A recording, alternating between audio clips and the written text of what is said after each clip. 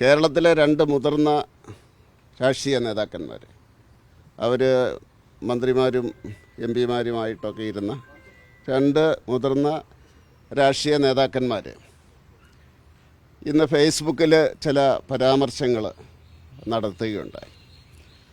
അത് തികച്ചും മുസ്ലിം ലീഗിൻ്റെ രണ്ട് നേതാക്കന്മാരാണ്. അത് പ്രശ്നമുണ്ടാക്കുന്നതിന് വേണ്ടിയുള്ള ശ്രമത്തിൻ്റെ ഭാഗമാണ് എന്നാണ് മനസ്സിലാക്കേണ്ടത്.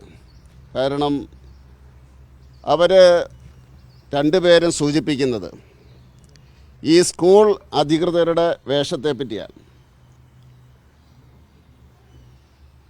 സാരി ധരിച്ച ഒരു ടീച്ചർ ചുരിദാറാണ് യൂണിഫോമെങ്കിൽ കുട്ടിയോട് നീ ചുരിദാർ ധരിച്ച് വരണം എന്നാവശ്യപ്പെടുന്ന അവസരത്തിൽ ടീച്ചർ സാരിയല്ലേ ധരിച്ചിരിക്കുന്നത്, അതുകൊണ്ട് ഞാനും സാരി ധരിക്കും എന്ന് പറയുന്നതിൽ എന്താണ് സാങ്കത്യമുള്ളത്? സ്കൂൾ അധികൃതരുടെ വേഷമല്ല ഇവിടെ വിഷയം, ഇവിടെ യൂണിഫോമാണ് വിഷയം. അപ്പോൾ അതിൻ്റെ അകത്ത് ഇത് മനസ്സിലാക്കുന്നത് മുസ്ലിം ലീഗാണ് കേരളത്തിൽ ഭീകരതയെ മതവൽക്കരിച്ചത്.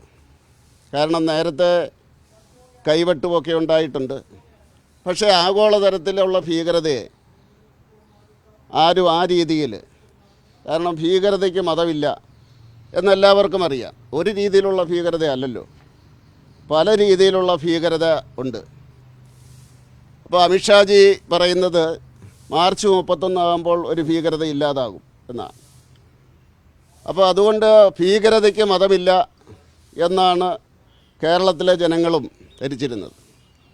പക്ഷേ ചന്ദ്രിക പത്രത്തിൽ മുസ്ലിം ലീഗിൻ്റെ ഇപ്പോഴത്തെ പ്രസിഡന്റ് ഒരു ലേഖനം എഴുതി.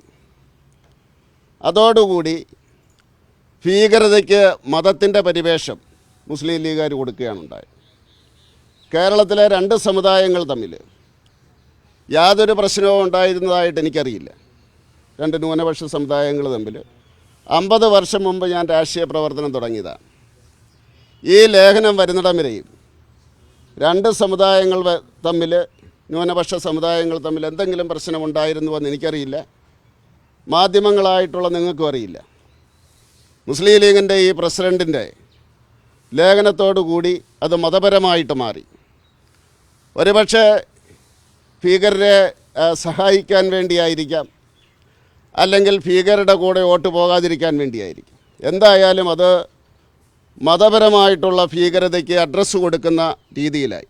ഇപ്പോൾ മുസ്ലിം ലീഗിൻ്റെ രണ്ട് നേതാക്കന്മാർ രംഗത്ത് വന്നിട്ടുണ്ട്. പക്ഷേ ഒരു കാര്യം ശ്രദ്ധിക്കേണ്ടത്, കോൺഗ്രസിൻ്റെ ഒരു നേതാവും മുസ്ലിം ലീഗിൻ്റെ ആ നേതാവ് ചന്ദ്രിക പത്രത്തിൽ ഗാഹിയ സോഫിയയെ പറ്റി എഴുതിയ ലേഖനത്തെപ്പറ്റി ഇതുവരെയും ഒരക്ഷരം മിണ്ടിയിട്ടില്ല. അത് കോൺഗ്രസിൻ്റെ അറിവും സമ്മതത്തോടും കൂടിയായിരുന്നു എന്നെല്ലാവർക്കും മനസ്സിലായി. ഇപ്പോഴും രംഗത്ത് വന്നിരിക്കുന്നത് കോൺഗ്രസിൻ്റെ അറിവും സമ്മതത്തോടു കൂടി തന്നെയാണ് മുസ്ലിം ലീഗിൻ്റെ നേതാക്കന്മാർ വന്നിരിക്കുന്നത്.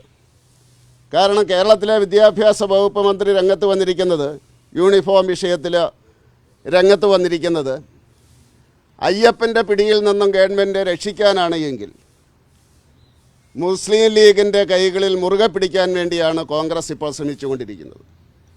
കാരണം അവരുടെ രാജകുമാരനും രാജകുമാരിക്കും വയനാട്ടിൽ നിന്ന് ജയിക്കണമെങ്കിൽ മുസ്ലിം ലീഗിൻ്റെ വോട്ട് വേണം. അപ്പോൾ അതുകൊണ്ട് ഒരു കോൺഗ്രസ് നേതാക്കളും ഈ സ്കൂൾ അധികൃതരുടെ വേഷത്തെ പരാമർശിക്കുന്നതിനെ ആരും എതിർക്കില്ല എന്നുള്ള കാര്യത്തിൽ യാതൊരു സംശയവും വേണ്ട.